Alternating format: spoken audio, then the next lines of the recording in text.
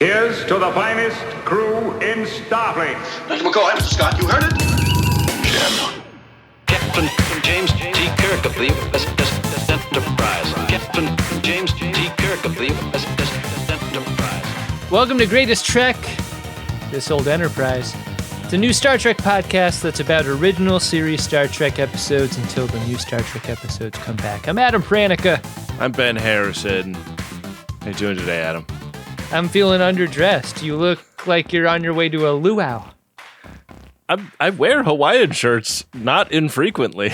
I know. I think this one is just especially eye-catching. I think it's one of your better Hawaiian shirts. Ah, thank you. I just yesterday was looking at a photo of you and me and Defested and Rizzo going out to tiki drinks in Vegas a couple of years ago. God, when can we go back and do that? I don't know. That sounds great. I don't know why we're not doing that right now. I mean, there's no game that tells us what to drink on a Greatest Trek episode, I guess. No, we should have we should have done that. Mm-hmm. That was our mistake in the design of this program. That's what the people would love. I mean, at this point, I'm guessing Greatest Trek has surged past Greatest Gen as the most popular Star Trek podcast in the world, right? Because we're covering TOS. I mean, whatever they are, they're the top two. I think they just keep flirping back and forth on the one and the two. Ben, are you still a guy that keeps a tiki drink in a Ziploc bag in the fridge? No, that used to be your thing for a while. That was, that was like my end of the week treat was to take that thing out of the freezer and. You confuse it with breast milk one time, and then you're just banned from the freezer. Yeah, you nip off the corner of that Ziploc bag and empty the contents into a baby bottle. Your baby is shithouse drunk. And you are just like ripped and vascular. Uh-huh. Because that's what happens when you drink breast milk as an adult, right? I'm just guessing. Mm-hmm. Yeah, a lot of human growth factor in there. Yeah. And you would think that would not get you in lots of trouble, but it does. God. It's so unfair. Yeah. I'm just trying to, pull my weight around here. I think you're doing great. Fuck me if I make a mistake or two, right? God, I don't know how long ago it was that we adjudicated this, Ben. You did nothing wrong, and neither did I. Where's my coffee mug? We've got the mugs to prove it. Yeah, I've got the mug somewhere. I lost it. Well, that's the one thing you did do wrong. If you lost that mug, that's where I fucked up. No, yeah. I think it's not in my office. It's in the cupboard inside the house. This has become a thing I need to ask you about. Okay. We've got mugs coming out of our ass over here, and it feels like not only by the generosity of FODs over the years, but just like when we go places, an easy, fun thing to do to remember a place by is to get a mug signifying your time or your visit there. And Sure. over the years, my wife and I have just gotten lots and lots of mugs, and we kind of don't have the heart to get rid of them. And now what we have is a cupboard full of like 30 mugs. No one needs that many mugs. What do you do about that? I have the same problem. And then also at some point we got it in our head that we needed like good ones for when company comes over, like we're in the 50s and we serve coffee to people or something, which we never do. Like I've never once prepared coffee for somebody that was a guest in my house. Would a guest in your house not be delighted by a little novelty mug? Right. From a place that you guys went. Because that's something you could talk about. Somebody drew you as a Klingon and had it drop shipped to you like this or whatever. Anything to take their mind off the Sanka in the mug.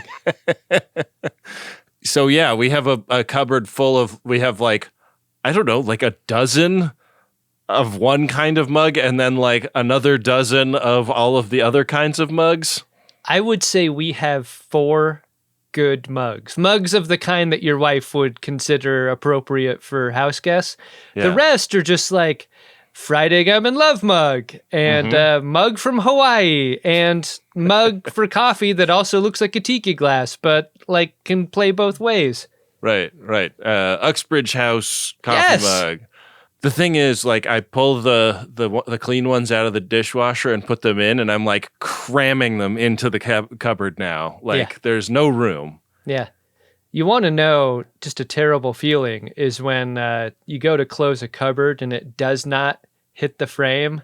It's like bonk on a bunch of mugs or something. You hear the ceramic ripple effect. It's just the worst. It's one of the many ways that as a homeowner you feel like a failure. I think the solution, I don't know how to get rid of the mugs that have already been amassed, but I think I've heard of people that are like, I'm this mug. Like, this is the mug that I drink my hot drinks from. Your daily mug. Like, I've heard Dan Savage talk about this. Like, he's got the one mug. That's his mug. Don't ever touch his mug. That's not your mug. That's Dan's mug. You tell your partner which mug you're going to drink out of. You drink out of that mug. You tell them that you've drank out of that mug. That's the Dan Savage thing about mugs. It's interesting because he does share his partner, but he does not share his mug. I can't get over the hump of getting rid of a mug that I care about. Yeah. And yet, if I were to like pack up the mugs and put them into my very vanishingly small storage space up above the studio, like what am I going to do with that? It's just a box full of mugs. That's a different problem. Then somebody's going to have to clear it out after you die. Yeah. Which anymore is a day that's arriving like at such pace. Should we take the mugs off of podshop.biz? I think there's enough mugs in the world, right? Like we're never going to run out of mugs. You know, at the pace that they've been selling, we should just redirect ordering a mug on podshop.biz to just an email that goes to you or me. And we'll just send you something. If you want a mug, I'll send you a mug. We got some mugs. Yeah. I think in a couple of years, we'll finally be down to like, how many mugs is the right amount? 8 mugs? I think it's 8, right? I've never had 8 people in my house that want a hot drink ever one single time. That's 1 mug more than 7 days. And 7 days is like, boy, if you can go without running a dishwasher for 7 days, congratulations. Like that seems like the right amount, yeah? Like 1 mug per adult might be the right amount. Okay, so if we're going to take the 8 and times it by 2, then we're talking about 16, yeah? No, I'm saying 1 mug per adult, period. I'm saying my house has 2 mugs, your house has 2 mugs. I'm going extreme on this. Oh my God. You know what we should do starting next week? You want to do this with me? We have a lot of episodes of TOS to do before new Star Trek comes back. Here's what I'm going to propose. Mug draft. Mug draft, okay. Where we're going to rank our mugs. Okay. We're going to decide which one reigns supreme. That will be the keeper mug. The mug that you and I use. Henceforth. Okay. All right. Mug draft. Lock it in for Greatest Trek episode 350 coming at you next week. It's going to be an event. It really will be. The event of the winter season on Greatest Trek. Mug draft. I wonder what the episode will be. I wonder if it's mug appropriate in any way. It is the saddest, most fucked up episode of TOS. So were we starting with 16 mugs each, and then when we bracket them down? Well, I think knowledge is power, so I think first determine how many mugs we have. I guess 16. It may be 30. I have no idea. We need to do a mug assay, and then we need to start culling. Yeah, I think that's going to work, and I think the healing begins next week. Culling is something that happened in a way that nobody anticipated on the planet we visit in today's episode of Star Trek. Adam, do you want to get into it? Can't wait, Ben. It's the original series, Season 1, and for our purposes, Episode 9, because that's the order it is on Paramount+. It is called Miri. NTC 1701. No bloody A, B, C, or D. Scotty, ceasefire! And in our cold open, the entrepreneur has picked up an SOS from a nearby Earth-style planet. And when they get closer, I hate admitting this. I like to believe that I could tell the planets apart. This looks almost identically like Earth. Like I could not tell these two planets apart at all. Adam. I know. Oh my God. I know. I mean, I know that you grew up in a place where you don't meet a lot of planets, and so maybe some of the subtler features are hard to distinguish. But like at this point in 2025, I think you need to make it your business to be able to tell planets apart. I just thought we were sitting in a very dark room doing an episode of Club Whatever or whatever, where we could just say whatever came to mind, like, these two planets look the same. You can't cancel me for that. And I take a big draw in my stogie. Right on down to the continents. Yeah. The continents look the same. You can see like the Arabian Peninsula when the planet's really far away, and you're like, hey, wait a minute, did they forget something when they were like making the fake planet for this week's exciting episode? And then it's like, no, it is another Earth. Yeah. It's an exact replica. I wonder what amazing sci-fi explanation will be given for why such a thing exists in the universe. I can't wait to watch the episode and find out. I know. My fingers were tented under my chin. I was watching this TV, laying on my belly in front of the television, waiting for that answer to come. Good old Spock confirms with data that this is another Earth. We're talking about atmospheric content. We're talking about size and weight and measurement. I was really glad that when he dropped like the girth and heft of the planet, that wasn't enough for Kirk to be like, just the same, you know? It's the same as our home planet of Earth. Like, it kind of seemed like they were heading in that direction, like, which would imply something about like how much knowledge Kirk is packing into his brain. Like, we know he can beat Spock at 3-dimensional chess. Like, he's supposed to be a brilliant guy. Yeah. But he's not the fucking science officer. He's a walking pile of library books, as Gene Roddenberry put it, right? He's a walking pile of late fees. A walking pile of library books that keeps it tight. It seems impossible, but there it is. After the theme, Kirk's log is blown away by this exact duplicate of Earth that's below the ship. And the plan, I mean, why wouldn't you at this point? You got to send a Dustbuster Club down there, near to where the source of this distress signal was sent. Were you bothered at all by the fact that the ship, like, arced off one way around the planet, and then when we saw it on the view screen, it was going by the opposite direction of what it would be, given the direction of travel shown in the exterior shot? The one way that a flat Earth captain proposes doing an orbit is like to just like crisscross one side of a planet. All right, turn her around, helmsman.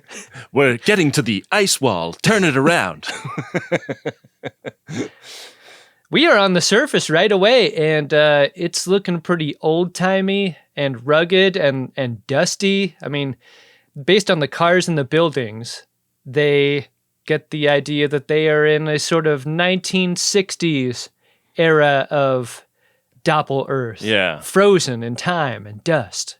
Its natural deterioration has been taking place for several centuries, according to Spock. So they're thinking whatever they picked up is some automatic system that's just been left on, because it doesn't seem like there's anybody around. Once you find out later what's happened here, you realize these kids don't like cleaning up their planet. Yeah. And they're never going to do it. You can't make them. Yeah, there's no, like, spackled up zombie going, okay, don't make me count to 3. Are you counting to 3 yet with Daron? Is that one of the things you do? Yeah, there's counting to 3. There's, all right, I'm going to take the garbage truck away if we're not, Oh, whatever. no. Yeah, it sucks. Taking that garbage truck away. Yeah, but it motivates, Isn't it motivating to tell a child that loves garbage trucks so much that they want to be a garbage truck, to be like, Daron, be the garbage truck. Gather Clean the trash. Put it away. Yeah, it's just that, like, his prefrontal cortex is just soup right now, Yeah, it's soupy skull Yeah. in that kid. Soupy skull in a bread bowl, really, because what are we talking about? Those plates are not fused. No. We get a red shirt walking past a door that closes. This is our first indication that somebody might be around somewhere. And then they discover a busted trike. And this takes up so much more screen time than you can possibly imagine, unless this trike is going to be significant in some way. Maybe it will explain why there is a second perfect copy of the planet Earth. We've talked for years about how television law stipulates when you encounter a frozen capsule with a body inside, you must wipe away the frost. Mm-hmm. I think a much less popular rule, while still being on the list, is whenever a character encounters a bell on a bicycle, that bell must be rung. And Kirk does it here. You got to hear the bell. Got to hear the bell. The bell's in great shape after hundreds of years. I thought it would sound like shit. If it's filled with dust and dirt, it just should... I would describe the sound as clear as a bell. I think that's an apt description for what we're hearing here. That sound summons something. And that something tackles McCoy, and it's a guy with a crazy haircut, and he's just covered in spackle, and it takes 3 punches to get this guy subdued and knocked down. Kirk really beats this guy off of McCoy. Takes a lot of doing to make it happen. And with all the purple and pink chewing gum he's covered in, you get the sense that he's really been through a thing, huh? Yes. He's really sad about this tricycle and outraged that they are like trying to say like, we'll fix it or we'll help you or whatever. And he's just not making any sense, but he really seems to have the mentality of a child who's very attached to this broken toy. And then before you know it, he's having a seizure and RSVP that guy. It's dead. He died of growing up way too fast, didn't he? He did, because his metabolic rate was like completely off the charts. It's like he aged a century in minutes. And so they're like grappling with the death of this man when they hear something. And I loved going to the God shot of the entire away team running like hell through the studio backlot to see what made the bump in the night. I love this. I love, like, this is clearly just shooting for coverage and using the coverage you shot. Why not? It's great. Yeah. They enter a building that is full of dusty shit, as the streets surrounding the building are. And they poke around in there, and following the bumps and noises, they make their way to a closet, and there is a preteen girl hiding in this closet. There would be, I don't know, 8 years ago? A greatest gen, greatest Trek style song parody for this moment of this girl being trapped in a closet. So funny. So catchy. I just don't think we could do it.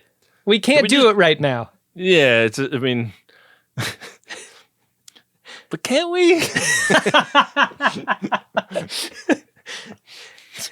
Because she's looking at them. They're looking at her. I wish he would burn my motherfucking clothes. Nobody will have anything negative to say about that, right? Nope. No. You know what? Save your fucking letters for the mug draft, okay? Yeah. You'll see some of the problematic places we've visited and bought a souvenir when we get to the mug draft. Oh, yeah. Buckle up. You gave money to them? Yikes. I didn't know Bill Cosby had a museum.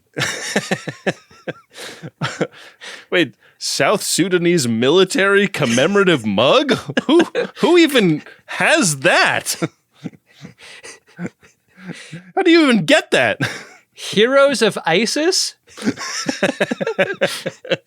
are you? I'm the captain. I'm Captain Kirk. I'm the captain.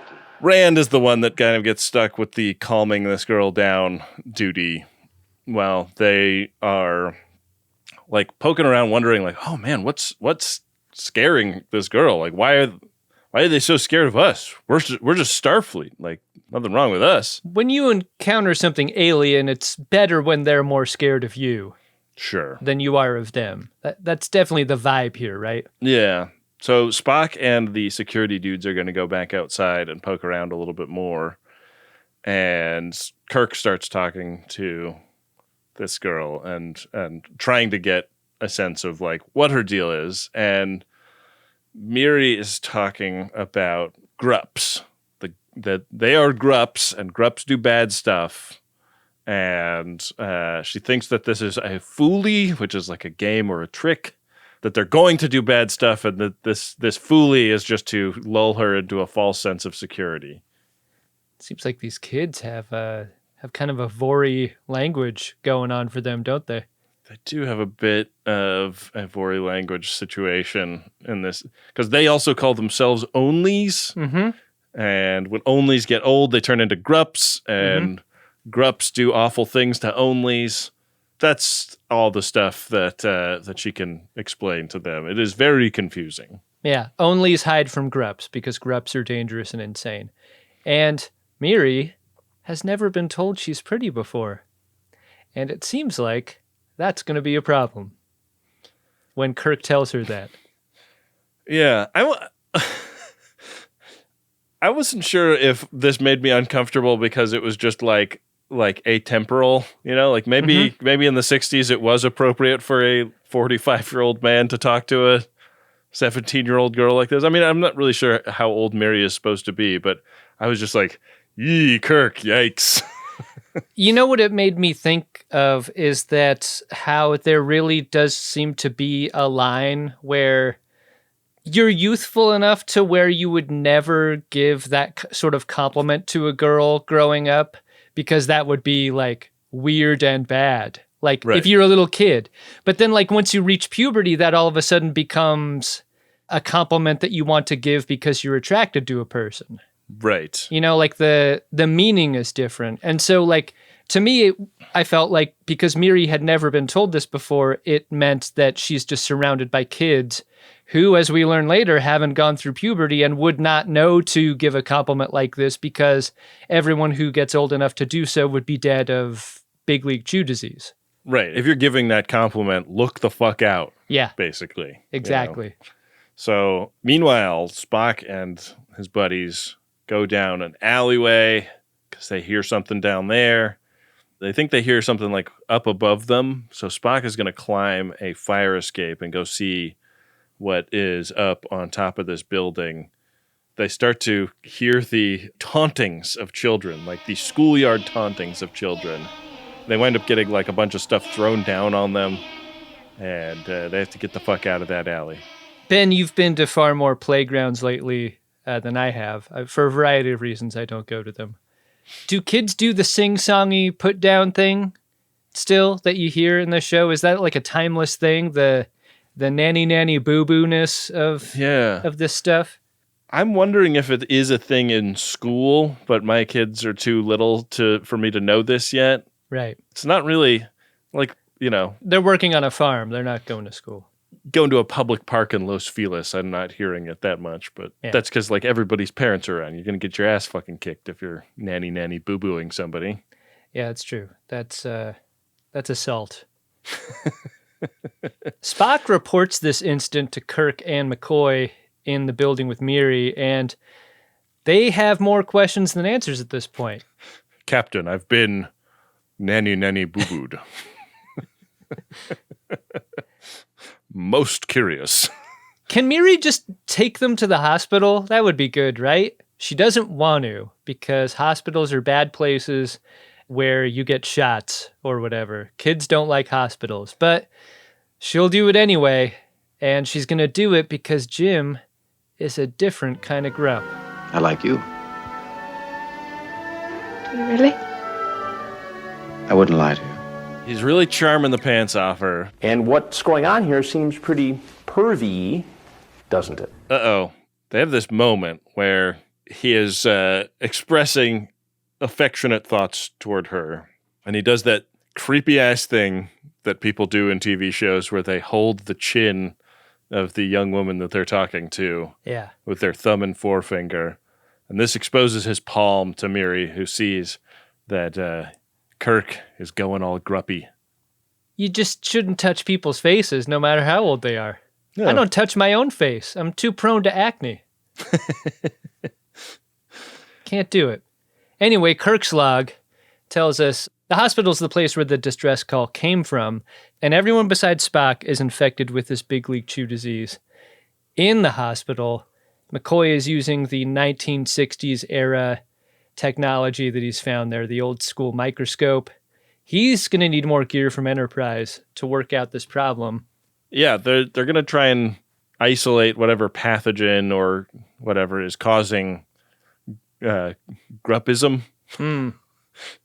They're talking about like, oh man, like, well, we can't go back to the ship because we could potentially transmit this disease to others, and that's no good. So, do you remember just not that long ago how everyone went crazy and sword fighty and stuff? That shit happens on Enterprise. They learned their lesson. They're going to quarantine this time. Good stuff. They also spend a little time talking about why Spock does not have any gum residue on him at all. Yeah, he's not a chewer. Speculation is that the green blood is not appealing to the bugs that cause this disease. One thing that none of the actors do in response to the bubble gum on their skin is react to it in a painful or itchy way. And I noticed this right away because McCoy has bubble gum between two of his fingers. And I'm like, I don't know about you. I've been getting bitten by mosquito bites so much lately in LA. Like right now they are out and they are ferocious. And I'm like, some of the worst places to get bit are between your fingers. And there's McCoy with a big old slab of bubble gum running in between them. And I'm like, how could you not be just constantly getting in there? Yeah. Yeah. The reason is it's 1966 and you don't want to mess with the makeup. It's the reason for the lesions. I like that.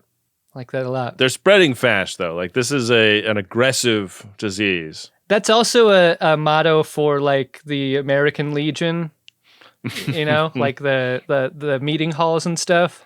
Host your birthday here. It's the reason for the Legion. Legionnaire's disease is the reason for the lesion for the Legion.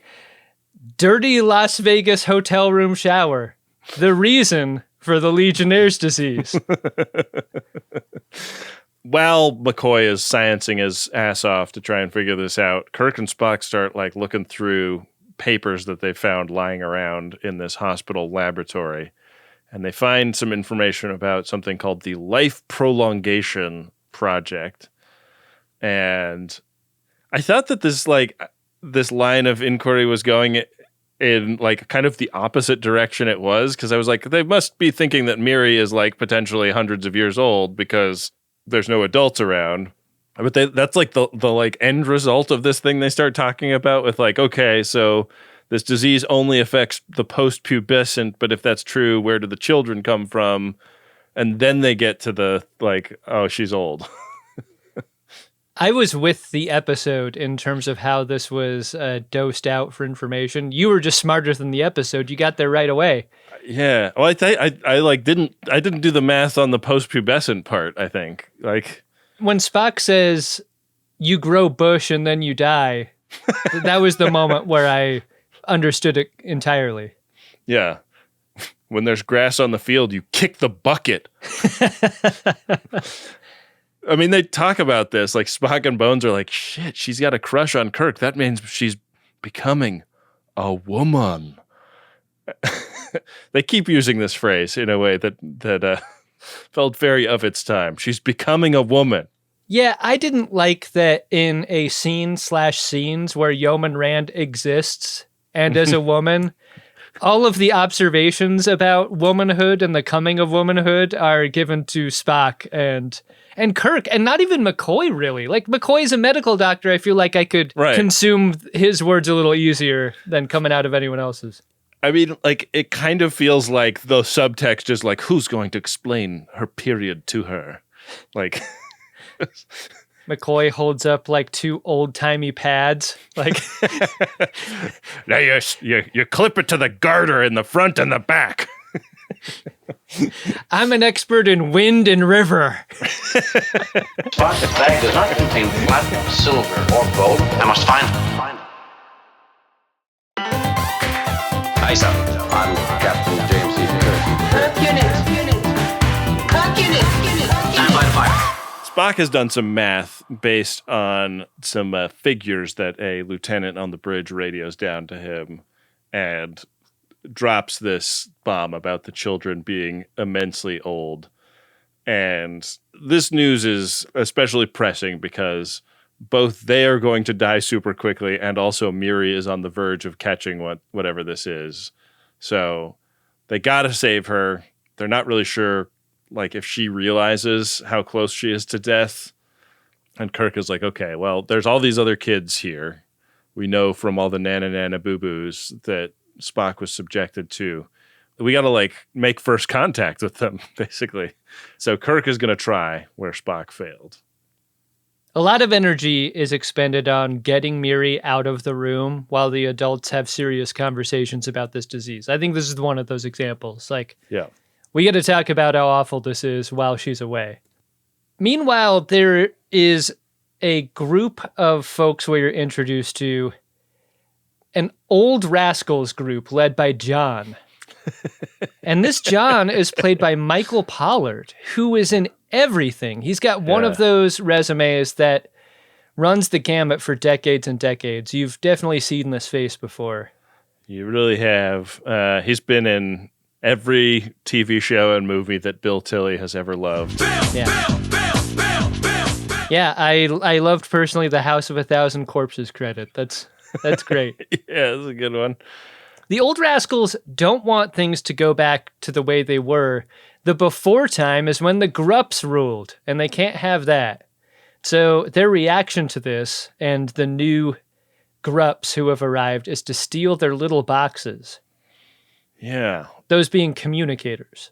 Yeah, John realizes that communicators give some power to these interlopers, and if we can get those, then more Grups won't be coming.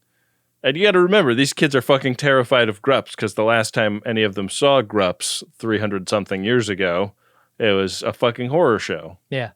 When Kirk and Miri stumble into their lair, Kirk is immediately attacked by Louise.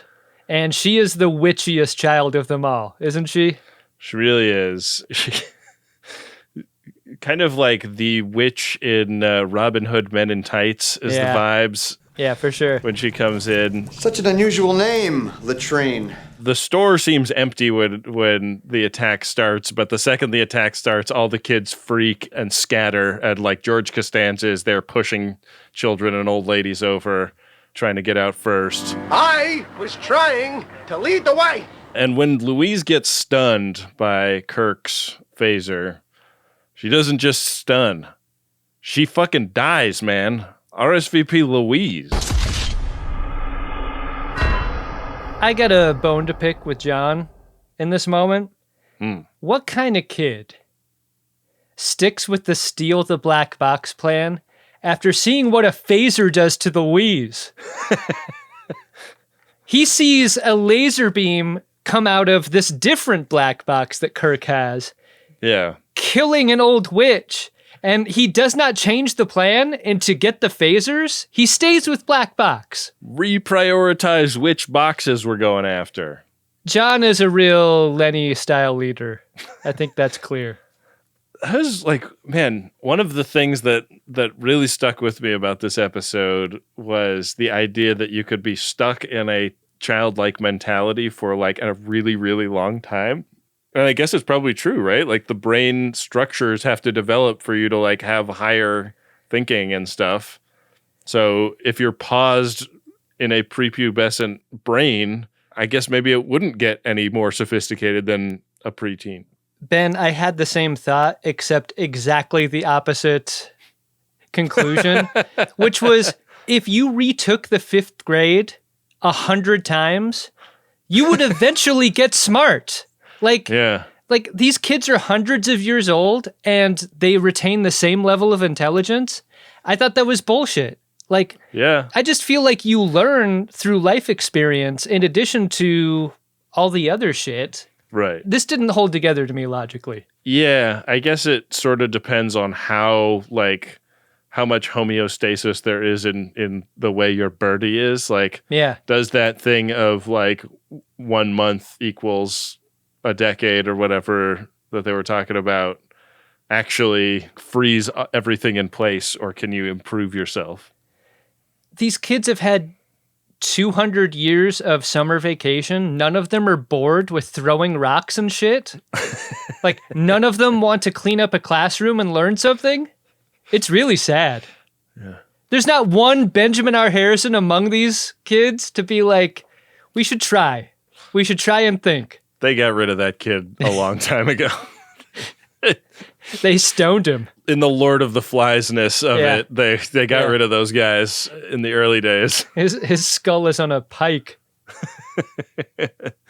So Spock has done a little bit more math, and what he has determined is that they have about a week till the away team goes crazy.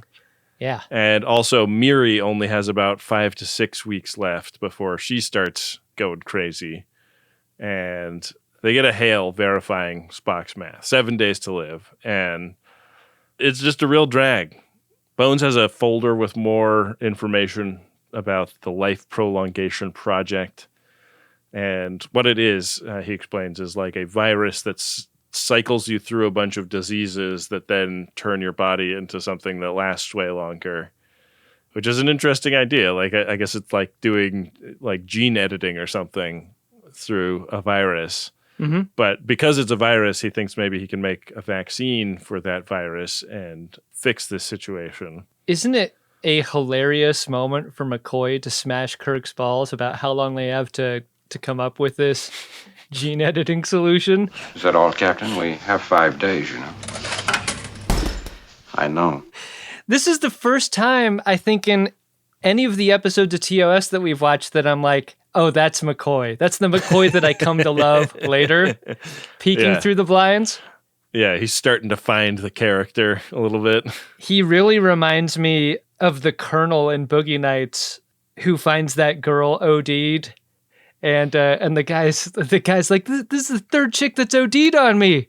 I need to find some better shit. And the Colonel's like, you think so, Doctor?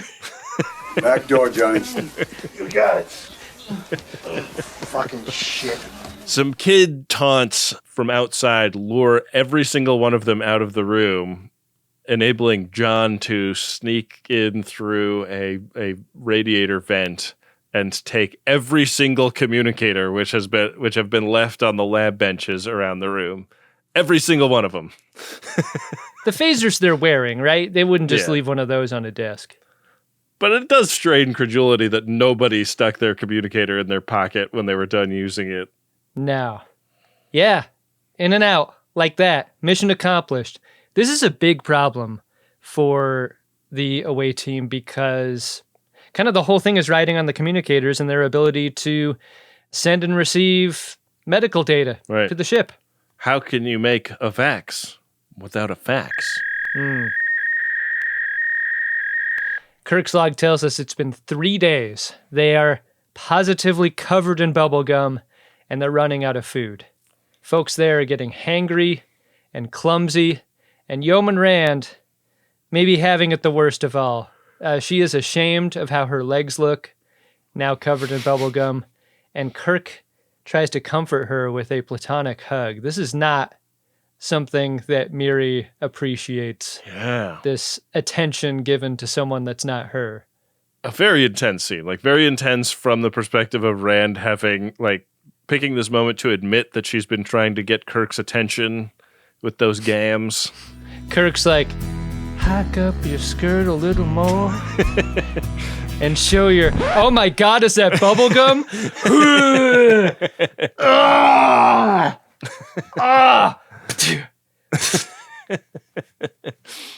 That would pay off years later in Star Trek IV when they evacuate the septic system of the Klingon bird of prey going over the Golden Gate Bridge. Right. Yeah.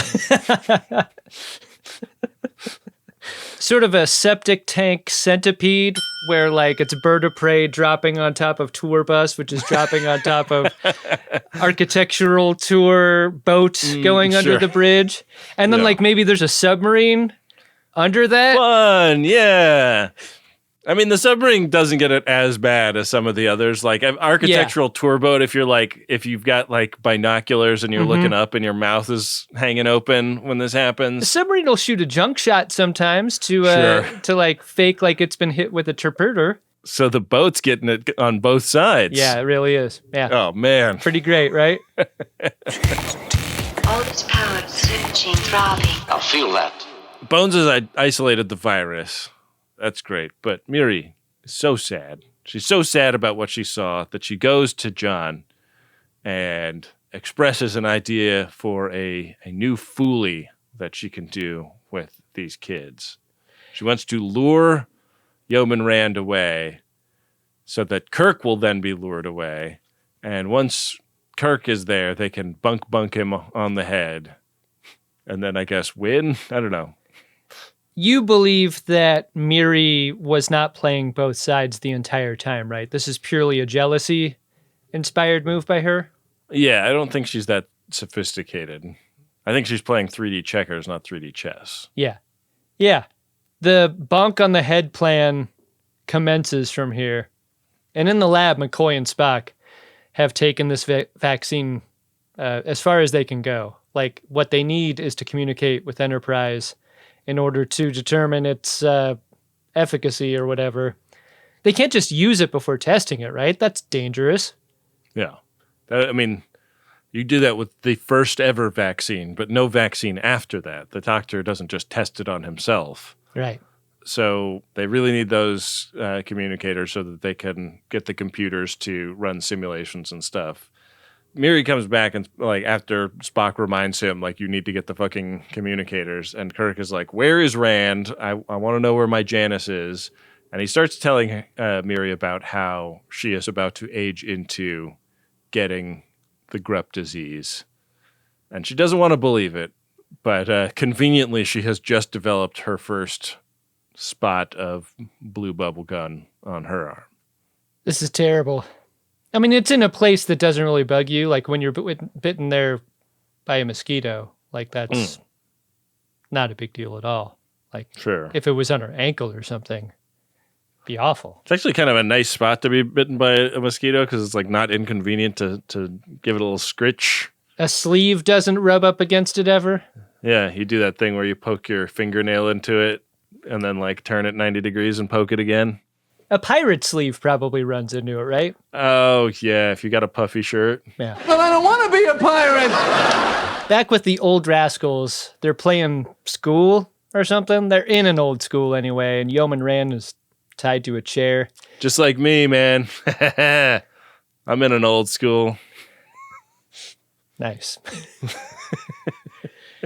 Miri does that thing where she's at the door, but the door is only cracked as far as Miri is. That's because she's hiding Kirk behind there. Yeah. These kids are not trying to hear Kirk. Kirk's a grupp. Yeah. They have not heard all of the things Kirk has to say. They have not observed all of the kindness that Kirk and his crew have extended to Miri. So they're not primed to listen with open ears to what he has to say. But class is in session, motherfuckers. He starts yelling at them from the front of the room. I thought it was very wise that he grabbed the bunk kid from behind the desk and stuck him in front of himself. Yeah. I mean, later on, you realize why you don't want one of these kids to be behind you at any point. Yeah. I got 2 jobs. Bunk, bunk. He wants those communicators because he needs them to make sure that he and all of them don't get sick. But they're not trying to listen to all that bullshit. No. I don't care what year it is on TV or how old you are. When a group of kids closes the circle around you, the way it gets closed around Kirk here, very scary, very threatening. Naughty grub! Bunk, bunk! Kirk gets hit with wrenches and hammers here. He can't fight them off. There's too many of them. How badly did you want him to take 2 hands, put them together, and fucking bust a kid down? Just do a spin attack and repel all of them at once? I mean, it's 1966. I'm thinking like you can hit a kid in 1966 on TV, right? No? I guess not. Kirk gets bunked and he like wriggles out of the pig pile and proposes a foolie of his own. And the foolie is basically like, I dare you to listen to reason. Yeah. And he shows all of the blood and he's like, you kids became what you set out to destroy. Like the grubs are not the ones inflicting the harm here. You are. What do you think about that? This makes a lot of sense to me, Ben. I mean, I don't have kids, but I know that like the one way to convince a child of anything is to point out their hypocrisy. Mm-hmm. Like that works every time, right? It works with children and politicians. Yeah. Yeah. In the lab, McCoy wants to take the vaccine without testing it. Spock would rather he wait. But when Spock leaves to go check in on Kirk, you just know McCoy hears the telltale heartbeat of the syringe. He's got to jab it into himself. He looks at that syringe and he does that thing where he bites his lower lip like, ooh, I want to get that. He jams it into himself, and when he starts flopping around and screaming, it doesn't seem to be working. No, it does not. It really seems like we've got an RSVP Dr. McCoy situation on our hands. Never mind, he's fine. He's actually getting better. They come back in. Kirk has gotten a communicator. The kids have listened to reason. We watch the blemishes fade away on Bones' face. The hypocrisy worked, Ben. It's amazing. It's amazing how that happens sometimes. All they need to do is make sure none of the kids know how painful and terrifying it is to take this vaccine. It's a good thing none of the kids saw the screaming and the flopping. Right. Yeah. Maybe like, version 1.0 will take some of the horrific anguish out of the... You know what's wild is like you remember what it was like to be a kid and like have blood drawn or get inoculations. I mean, you've seen it with your own kids. Yeah. And it's like always benign. It just like hurts for a moment and then it's over. Imagine if your foreknowledge was that you would start screaming and flopping around every time.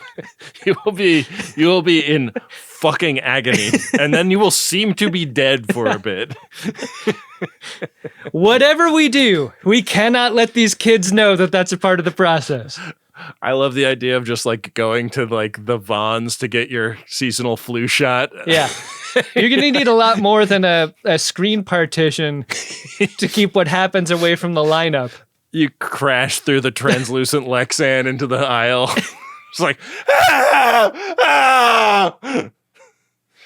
And then you get up and you get your fucking rotisserie chicken and extra bunch of bananas and you go check out, Yeah, that's it. And that's your nice little afternoon.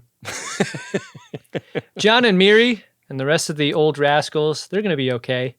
And on the bridge of the Enterprise, Kirk and company talk about what happens next, which I presumed to be figuring out why there is a second exact copy of Earth and what to do about it. They don't talk about it at all. Like, certainly the resources here, like, guys, we can start again, only learning from the mistakes of the past. We can make a better Earth this time. Like, aside from the discovery that we were not alone in the universe, and maybe even more so than that, this is like one of the most incredible discoveries science has ever encountered, right? Oh, we're just going to send a transport ship of teachers over to the planet, teachers and nannies. And truancy officers. To care for these kids. No room for them on the ship. You remember what happened last time we had a single child on board? Can't have that. So the themes of Star Trek so far are like body snatching and the dangers of children and like the evil within. It's a great show. I love this show. Did you like this episode though, Ben? Captain James T. Kirk, I believe, I would have the prize. I don't believe in the no scenario. I mean, this episode's very entertaining, and I think like for as trite as it does manage to be like kind of thought-provoking in places. One thing that was refreshing about it was that we weren't just like plugged up on the ship the entire time. Like this was a big studio backlot that got like completely dressed for this in a way that was really fun. Lots of extras, lots of world building to this. And it's like, of course it's going to have to be Earth because they don't have a studio backlot of Planet Gleep Glorp, you know? Mm-hmm. So like, I guess I can forgive them completely ignoring how remarkable it would be to encounter an identical planet Earth elsewhere in the cosmos. Yeah, I mean, it was fine. It wasn't my favorite episode. How about you? I love all of these TOS episodes. This included. You're right, it's not maybe the strongest, but I was just baffled that a science fiction show was so uninterested in like the main scientific question of the episode, which was what's the deal with the exact copy of Earth? Yeah. Not even in a B story. Like there's no one on the ship going like, well, this is weird. And as a scientist, I'm here to figure out why this happened. That seemed to be a enormous blind spot to this episode that I couldn't quite get over. I also want to shout out the actor who played Miri, Kim Darby. I don't know if you'll recognize her from this, but the Curse of Michael Myers movie, the 6th Halloween film. Oh, no kidding. She was the star of, and was great in that. And I knew she looked familiar to me, but it took looking her up to realize that. I thought it was great. She was in the John Wayne version of True Grit also. Yeah. She's been in a lot of fun things. Big, long career. I thought she was really good in this episode, for as weird as it was, and as much as it asked of her. Yeah. I thought the kids in general were really good. I wonder how many episodes we're going to get that have enormous provocations of the mind and weird science fiction questions, and then, like, that is not what this episode is about. Like, this is about this other thing, and I almost regret... Distracted by some other jangly keys. Yeah. That's how I felt about this one. Well, you want to see if there's anything you feel great about in the P1 inbox? Always do, Ben. Priority 1 message from Starfleet coming in on secured channel. Check out this Priority 1 message we got here. Oh, yeah. It's from Ben, and it is to Ben. This is, just to be clear, from Ben preparing for his birthday, and it is to Ben on or after his birthday. Here's how that message goes. Okay. Please join me in celebrating my 5th annual birthday P1 message to myself. I can't think of a better way to celebrate than to pay my favorite podcast hosts to talk about me. Happy birthday to me! Roll Aaron drop?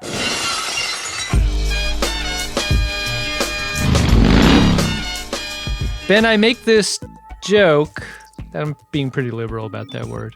Every year we receive this message thinking that it's from you. I know. Because your birthday is on or around the date of this recording. It's true. We're nailing the request to date here, which rules. That almost never happens.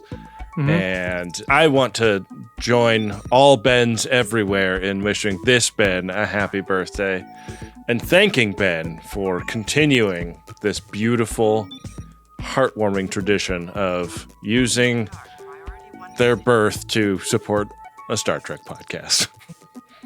I mean, I always thought that all Bens weren't a monoculture, but I think what your theory presupposes is that they are, especially in this case. I would say monoculture undersells it. We're pretty close to being a hive mind. Legion? Even? Yeah. All right. Yeah. Where we go one, we go all. Uh-oh. Uh-oh, you're coming very close to Star Trek Las Vegas IP, right? One we go one. Or whatever it is. Yeah. Well, happy birthday, Ben. And to anyone who would like to use this show to commemorate such a beautiful occasion as Ben has, you know how to do it. You go to MaximumFun.org/Jumbotron. Yeah, you know why you do it. Because P1 support the production of our show. They do. Hey, Adam. What? Did you find yourself an Edward Larkin? Edward again. When Spock and McCoy are working in the lab and they're getting pretty close to a vaccine that they want to use, Spock's flair for the dramatic by saying, it's really a coin flip. This could be the solution to our problems, or, and he like clears his throat, a beaker full of death. Like in real life, McCoy would be like, shut the fuck up, Spock. Yeah. Don't be like that. Now's not the time. I just thought that was very funny to me, the way Spock took that opportunity to be dramatic. That's going to make him my Edward Larkin. What about you? I'm going to give it to the bunk boy. He seemed to have, like, if you're going to make an action figure of the bunk boy, the hammer is the implement that it comes with, right? Yeah. And then when they attack Kirk, he's back behind Kirk, like after having been put in front of him from over the desk, and he's got a huge fucking crescent wrench. I want to know the story of how the bunk boy upgraded like that. It's crazy how when you see something like that in the context of a weapon, it's somehow more frightening than seeing a weapon. Like a fucking wrench or a hammer just looks so much more painful than actual weapon itself, in my mind. I also just wanted to say the actor who played him, John Magna, was in a bunch of things through the 80s, but passed away in 1995 when he was only 42 years old. So, RSVP. Hey, Ben, that's almost your age. Yeah. By the time this episode airs, it will be my age. Unbelievable. Crazy to think about. Well, Adam, we end every episode of Greatest Trek with a segment we like to call Warning Bois. It's a segment where we express our appreciation for folks who go out on the internet and recommend our show, a nice review on your podcast app of choice, or recommending it on social media. And if we find it out there, we might read it here. Adam, hit the people with a bois. Prepare a buoy and launch it when ready. Warning buoys. An emergency buoy. A warning buoy. Ben, I got a Greatest Trek review here from Podcast Addict. Okay. Sarah is who wrote it. Here's that review. This podcast has it all. Star Trek humor and Star Trek humor. Adam and Ben have a great love for Star Trek combined with a great sense of humor about Star Trek. Sarah, this is very much a Dan Savage type of review to me. They appreciate episodes and make jokes about them in equal measure. If dick or fart humor isn't your thing, then this podcast isn't your thing. Sarah, this is a very mathy review, and I am here for it. It is perfect. Yeah. Here is what it is, and here's what it isn't. Yeah. If you like this, you're going to like this. And if you don't like this, you're not going to like this. In this way, it's kind of the perfect review because, as we've said all along, we want a warning bois to attract the folks who would appreciate us most and be on our level, repel the ones who would not enjoy. We're not trying to sell anyone anything. No, because if you don't enjoy it, you're likely to write a bad review, and we don't need that mess. Miserable people write bad reviews. You don't have to do it. Yeah. Write a good review. You might be on this segment, and we really appreciate it. Miserable, misinformed people write bad reviews, I should say also. Not miserable or misinformed is our wonderful producer, Wynde Priddy, who will tell you a little bit about what's coming up next week with this show and the mug draft. Am I going to draft your mugs, and you're going to draft my mugs, or we drafting our own mugs? We got to come up with some mechanics here. There's a lot to talk about, Adam. I reject the idea of you choosing my mug, and I would never want the responsibility of choosing yours. I just think we need to go through them and winnow them down. Okay, fair enough. Well, Wynde will tell you more about what to expect next week and more about how to support the show and all of the great people whose work you support when you do so in the credits. Take it away, Wynde. Thanks, Wynde.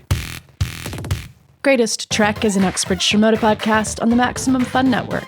It's hosted by Ben Harrison and Adam Pranica, and it's produced and edited by Wynde Priddy. Next week, Ben and Adam will be back with a brand new review of Star Trek The Original Series. The episode is called Dagger of the Mind. A new treatment for the criminally insane has deadly results. As always, we want to thank the members who are contributing monthly to help keep this show going. Setting up a membership just takes a couple of minutes at MaximumFun.org/join, and we really appreciate your support. Thanks to Adam Ragusia for composing the theme music, and thanks to Rob Adler and Bill Tilley. They work on the @GreatestTrek social media pages that you can find and follow online. And be sure to use the hashtag #GreatestTrek when you post about the show. Thanks for listening. We'll see you next week for Mug Draft on Greatest Trek. Maximum Fun, a worker-owned network of artist-owned shows, supported directly by you.